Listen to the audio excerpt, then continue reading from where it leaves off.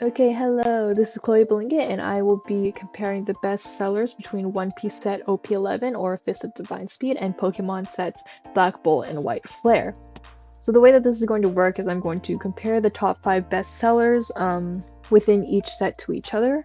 When choosing the top 5 for each set, I paid most of my attention to sales volume, market price, and market price changes, so very similar to how I choose my top 10 instead of going. So if you watch the other slides, you get a better idea. But essentially I figured out my top 5 by sorting the top 10 cards that appeared within the set on TCG Player when sorted by best selling. So from the ones collected, I ranked them all based on price point, price change, and sales volume individually, and I then calculated the final ranking using a point system based on their placements in each individual category to get my top 10, in which the amount of points the final score would be the total amount of points they got from their ranking in price point plus the total amount of points they got from their ranking in price change multiplied by 2 plus the total amount of points they got from their ranking in sales volume multiplied by 4. So just a visual representation of that. This is OP11, I believe. Yeah. So these are all the cards these are the 18 cards I collected from TCG Player when I sorted it by best selling within the set. And then from there, I collected the price point from TCG Player and from price charting, and I averaged those out since these two websites are pretty popular for price tracking within the community as far as I've seen. And then I also kept score.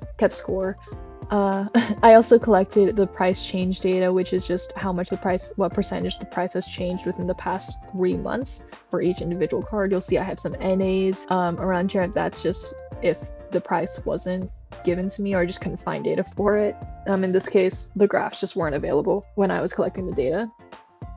And then from here, I would rank them. So I would rank them based off, let's say, average price, like this. And then based off of their placement, I would give them a certain amount of points. In this case, first place would get 18 points.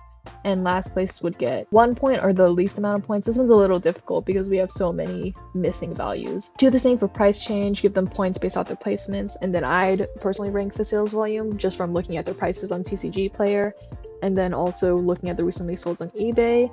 I'd calculate their points, I'd put all their points here, go into my calculator, which has the equation that I just talked about.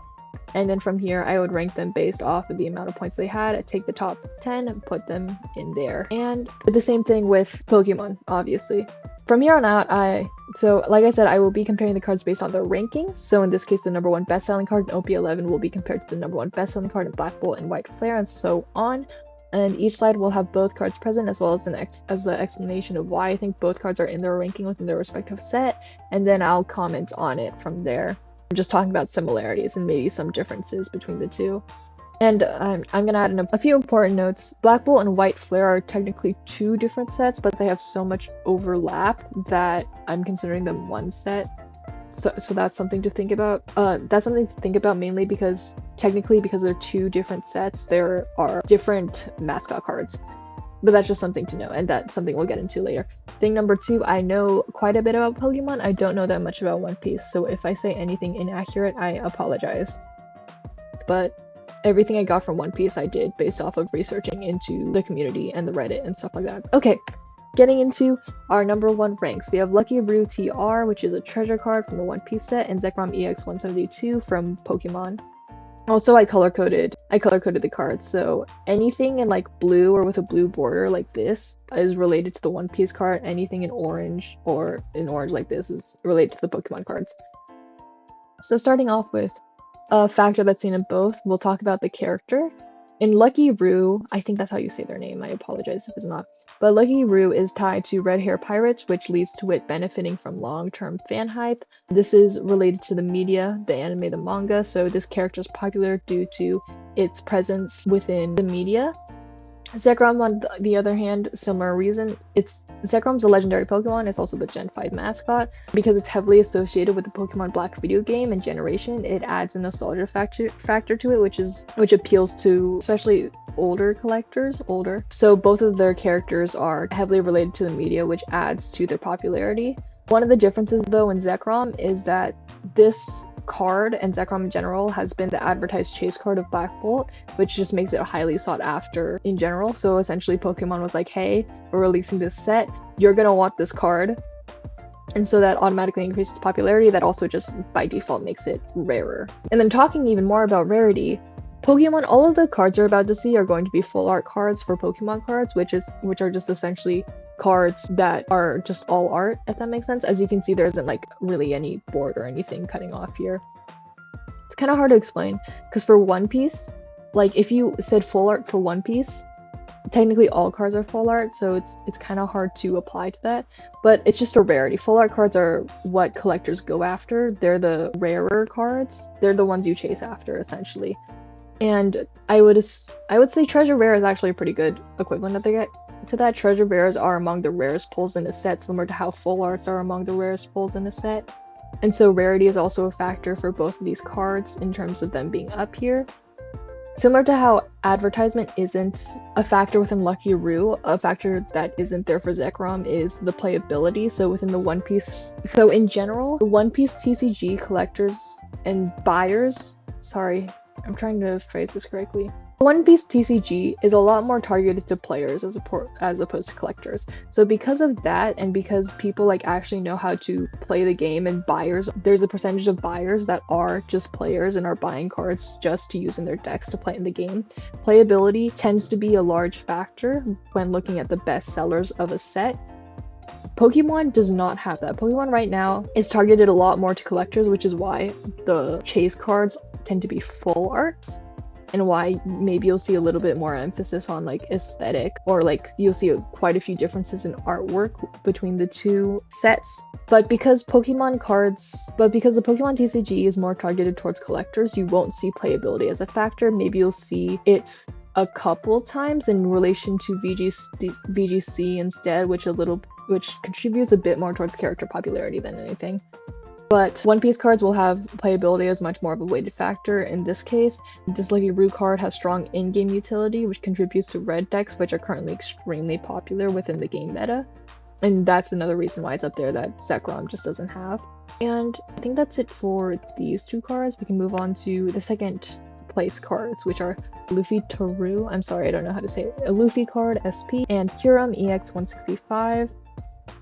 So we talk about characters again. Character popularity is present here. In this case, Kyurem is another legendary Pokemon, in this case with multiple forms, so it makes it popular among fans who like strong lore appeal. Also talk about the media. This Pokemon is very lore relevant in case of the legendary Pokemons. Well, technically this is a legendary Pokemon, but the mascot Pokemon of this generation, which is Reshiram and Zekrom. We just looked at Zekrom. We're probably gonna look at Reshiram later. This Pokemon is up here due to its popularity among fans in relation to the media, similar to how Luffy is also up here in relation to the media. Luffy is just one of the most popular One Piece characters. This version of Luffy specifically is connected to the Wano arc within the manga and anime, which is one of the most beloved arcs in the series. So similar to how Kyurem is very connected to the mascots of Gen 5 and the narrative of franchise, Luffy is just very connected to the anime, and this specific version of Luffy is very driven. Its popularity is very driven by its relevance to the anime. Rarity, once again, we got a full art card here, so it's always going to be up here. This is an SP card, which is a special rare card. Similar to treasure rare cards, SP cards appeal strongly to collectors. They both have nice artwork, but artwork is a little bit more weight in this one than it is this one, as far as I've seen. This artwork is appealing, and it has cinematic framing and more details, which makes it very appealing to collectors and fans of Luffy. This case as to why this one is up here, because you'll notice we've only gone over one mascot so far, and the next mascot's actually this one, but it's below it in ranking.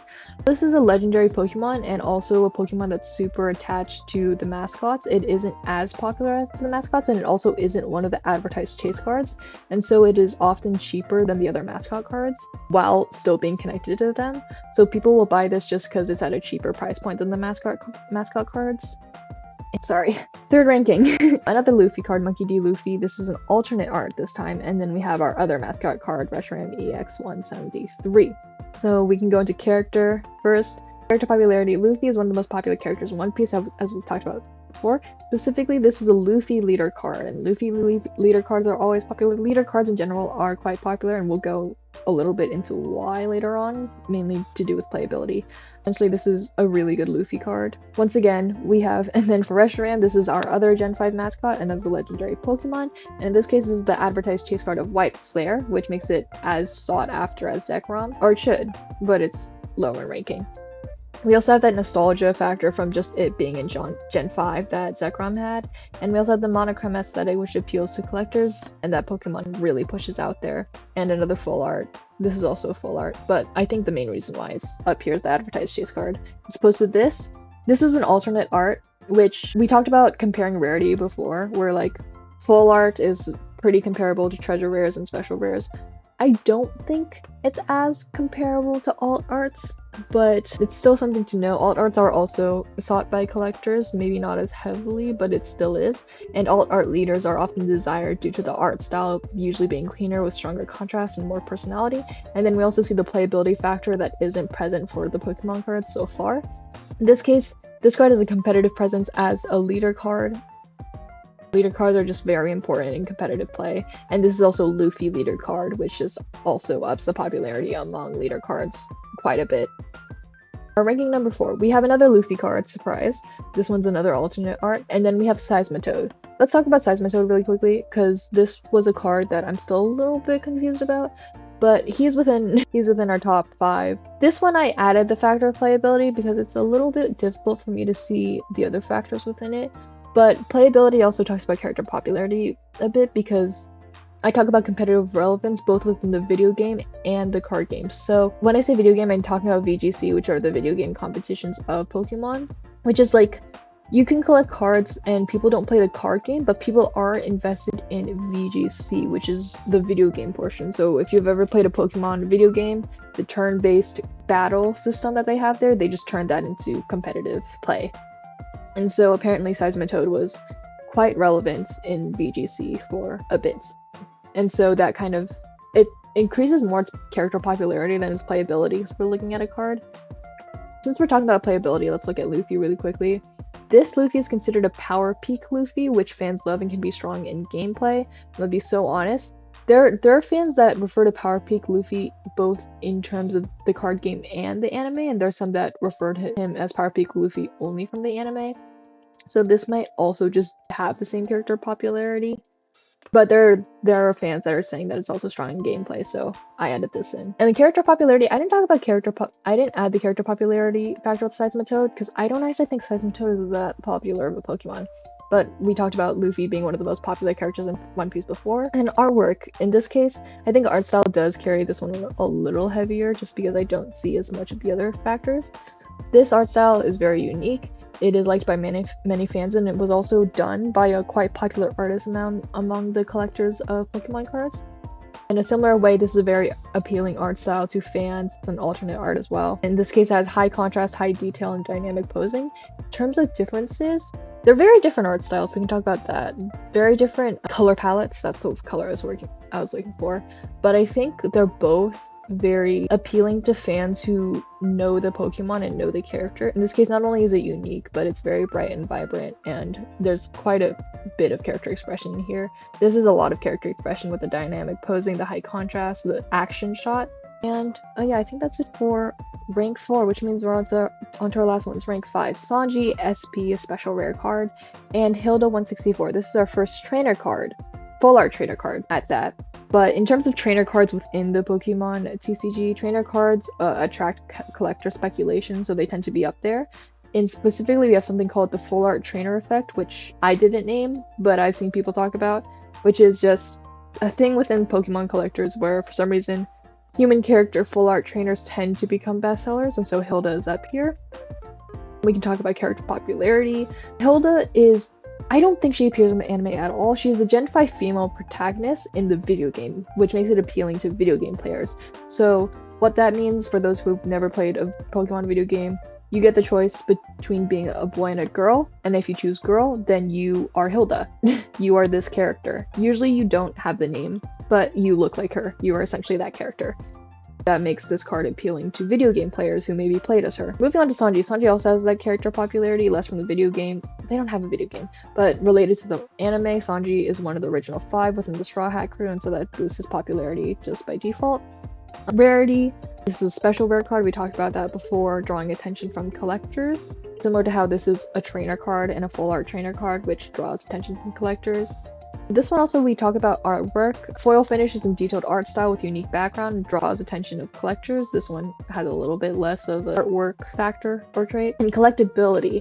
So this isn't something that's unique to only One Piece sets. It just happens to be unique in this comparison. I think we'll probably see collectability later on in other Pokemon sets. But in this case, you'll notice that this card is quite similar to this card and that they're also both special rare cards. So this card matches with and is associated with other special rare cards within this set, having the same art style and similar backgrounds, and so collectors will buy this card just so that they can have special rare cards, if that makes sense. So this card being popular and other special rare cards being popular boosts the popularity of this one.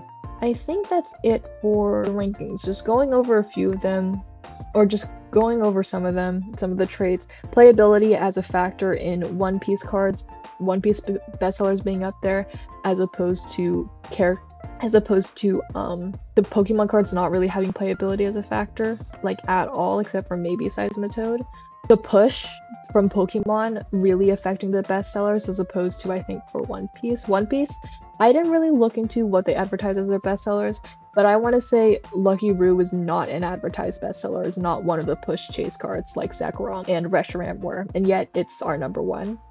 And so I think the advertisement and also just the advertised pushed rarity really contributes to Pokemon bestsellers. And then character popularity is a factor for both of them. It's a little iffy because character popularity for Pokemon apply to Pokemon less than it does trainers. You know, Pokemon for Pokemon cards are characters for One Piece.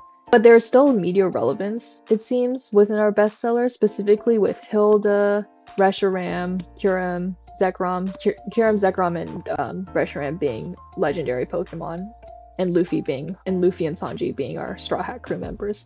And yeah, I think that's it. Thank you.